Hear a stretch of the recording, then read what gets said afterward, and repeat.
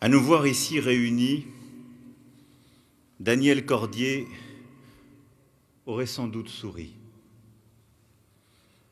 Lui qui traversa les plus sombres chapitres du siècle dernier et qui en écrivit des pages parmi les plus belles, ne s'était jamais départi d'une lumineuse légèreté, d'une élégante pudeur quand les honneurs lui étaient rendus. Il nous aurait regardés avec ce sourire d'éternel enfant, aurait prononcé quelques mots dans un souffle et aurait pris congé, sans doute en riant, simplement. À 20 ans, en 1940, il fit partie des résistants de la première heure, de ceux qui restèrent debout quand tout s'effondrait, prêts à tous les sacrifices pour que la France restât la France. À 100 ans, en cette année 2020, il fit partie du dernier carré de la garde, de ses tout derniers compagnons de la libération qui avaient connu De Gaulle dans l'exil de Londres et Moulin dans l'armée de l'ombre. Soldat des forces françaises libres, agent de la République, des catacombes et de la grande cohorte, il était, de ces heures décisives, devenu l'historien magistral, la mémoire vivante.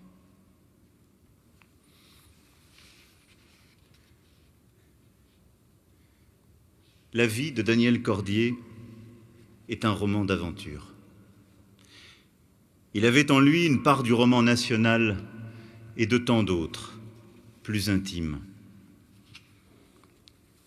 Le goût de l'action et du dépassement, une bravoure impétueuse, une soif d'absolu, une liberté totale et surtout l'amour de sa patrie, la France. Adolescent, cet amour prit d'abord la forme d'un nationalisme ombrageux. Oui, on peut combattre le nazisme de toutes ses forces, porter haut la tolérance et l'humanisme, et avoir été un moment nationaliste et anti-républicain. Encore faut-il croire en l'homme. Le 17 juin 1940, Daniel Cordier est abasourdi. Le vainqueur de Verdun, Pétain, en qui il avait placé ses espoirs, a trahi la France en voulant cesser le combat. Cordier, lui, refuse de se résigner. Il veut agir. À Pau, avec quelques amis, ils sont un petit groupe de patriotes. Ils n'ont pas encore 20 ans, mais ils préfèrent déjà mourir pour la France que de risquer une vie sans elle. Nous n'étions que des enfants, répétait souvent Daniel Cordier, en écho aux premiers mots étonnés que lui avait dit Jean Moulin en le voyant. Des enfants encore, certes, mais déjà des braves. Ils vont alors suivre le général de Gaulle à Londres et rejoindre ce contingent de l'idéal qui s'appellera bientôt les Forces françaises libres. Le général leur était inconnu quelques semaines plus tôt. Mais dans ces pas, ils iront jusqu'au bout du monde, jusqu'au bout de leur force, souvent jusqu'au bout de leur vie. Car il a, comme eux, cette foi invincible dans le destin de son pays.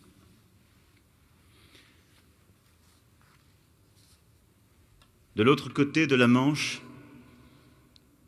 ces jeunes hommes s'entraînent dès lors à faire la guerre et nouent entre frères d'armes une solide camaraderie. Au contact de certains, comme Raymond Aron ou Stéphane Hessel, les convictions de Daniel Cordier changent. L'homme se transforme. Ils sont cette confrérie de rebelles qui a choisi de relever l'honneur et de reforger la nation. Mais après 2 années en Angleterre, Daniel Cordier brûle d'agir. Parachuté à l'été 42, il devient à Lyon le bras droit de Rex, le représentant de De Gaulle en France, le chef de la résistance, celui que l'histoire révélera sous son vrai nom, Jean Moulin. Pendant près d'1 an, Daniel Cordier crée autour de Jean Moulin un véritable état-major clandestin. Il assure les liaisons radio entre Lyon et Londres, rédige les télégrammes, les encrypte et les décrypte, distribue l'argent aux divers mouvements de résistance, vie de conciliabule à voix basse, de suspicion permanente de tout et de tous, où la trahison et la délation rôdent, guerre à huis clos, dans des appartements à rideaux tirés, guerre que l'on vit seul et dans le secret. En mai 1943, enfin, Rex accomplit la mission que De Gaulle lui avait donnée, l'unification de la résistance, étape essentielle pour que la France participe à sa libération et relève le défi de son avenir. Mais le mois suivant, Jean Moulin est arrêté, torturé. Il reste muet et meurt en supplicié silencieux, en martyr et en héros. Moulin disparu, Cordier est comme orphelin. Le legs du patron est indicible. Les aventures, la peur partagée, l'attachement à la nation et à la République, un humanisme inspirant pour le jeune Cordier qui, à son contact, devient un homme. Jusqu'au seuil de sa vie, à l'évocation de Rex, Caracalla ne pouvait retenir ses larmes. Mais pour l'heure, il continue le combat. Malgré le chagrin et les risques, Daniel Cordier gagne l'Espagne en 1944, est emprisonné, s'évade avant de rejoindre les services secrets à Londres. À la fin de la guerre, lui qui avait rêvé de combattre avec les armes n'a tué aucun ennemi, mais avec quelques autres, il a permis à la France de reprendre possession de son destin.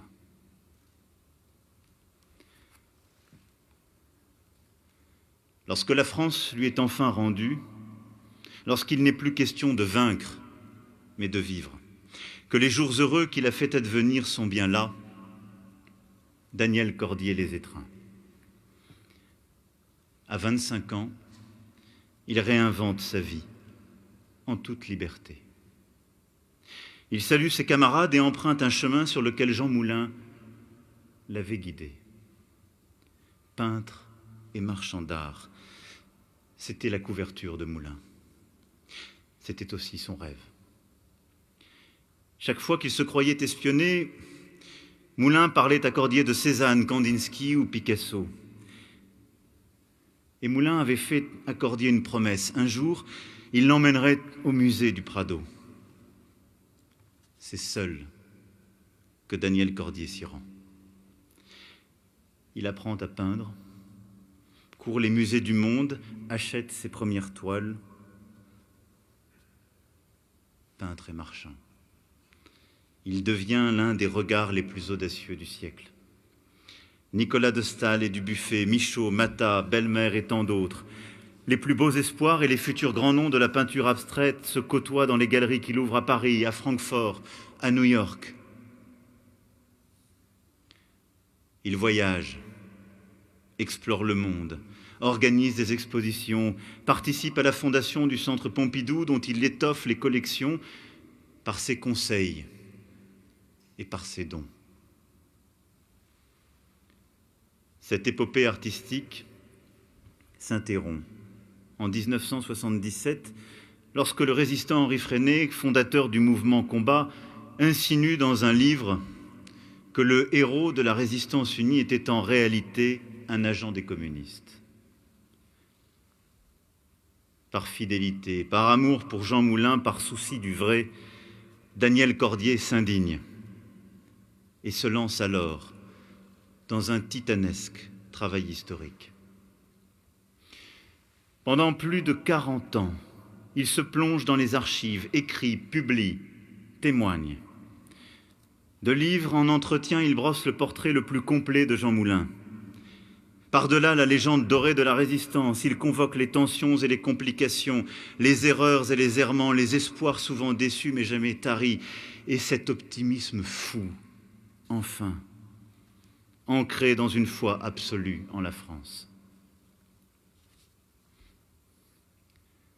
Daniel Cordier rédige ensuite ses mémoires de guerre, alias Caracalla, un hymne au courage de 900 pages narrant chaque journée de son ralliement à De Gaulle jusqu'à la mort de Moulin. Il contribua ainsi à bâtir l'histoire du siècle passé, à apporter son indispensable témoignage à la mémoire de notre temps présent.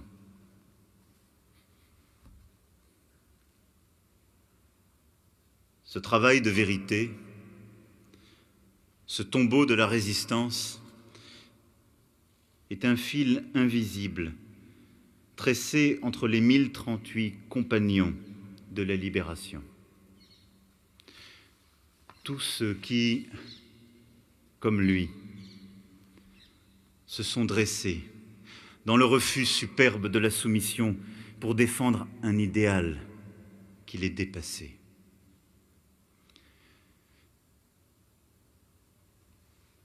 Ces 1038 militaires et civils, français et étrangers, de toutes origines et de tous horizons. Daniel Cordier en prit le flambeau, en devenant finalement chancelier d'honneur de l'Ordre de la Libération. Et aujourd'hui, en cette cour d'honneur des Invalides, il n'en reste qu'un, à qui les braises ardentes sont rendues. C'est vous, Hubert Germain. Mon lieutenant, je compte sur vous, et vous le savez, vous ne serez jamais seul. Daniel Cordier a rejoint Jean Moulin et tous vos camarades, et leur souffle, leur bravoure sont intacts, qui vous porteront chaque jour.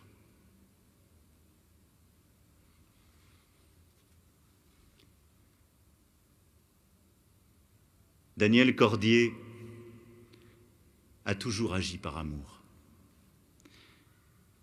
L'amour de la patrie où se mêlent le passé, la terre et le goût de l'universel. L'amour de la liberté qui justifie de prendre tous les risques. L'amour du beau qui le conduisit à révéler tant d'artistes. L'amour de la vérité qui lui fit écrire l'histoire. Mais au fond, il fut l'éternel héros du grand roman d'apprentissage que fut son existence. À chaque étape, il prit congé pour réinventer sa vie. Daniel Cordier fut un Français libre. Amoureux d'une France sans chaîne, lui qui pleura à chaque fois que cette Marseillaise entonnée à 20 ans avec ses camarades revenait à sa mémoire. Libre de ses amitiés, libre de ses amours, libre, oui, car il avait décidé d'épouser son destin. Alors, cher Daniel, cette flamme que vous avez allumée avec vos compagnons ne s'éteindra pas. J'y veillerai. Et elle continuera à en inspirer bien d'autres. Adieu, Caracalla. Merci. Vive la République. Vive la France.